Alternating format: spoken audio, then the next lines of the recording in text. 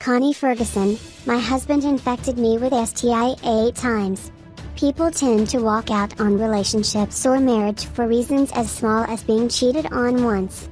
I'm not saying it's right to be cheated on, but once and you walk away, then that's just a bit traumatic. The very private Connie Ferguson finally opens up about how she's been infected with STI 8 times. Their marriage looks everything rosy and classy, but the saying that no one is perfect has been evident in this lifetime. Connie says her husband Shona Ferguson is a very loving husband and a great father, but with all that he has his flaws.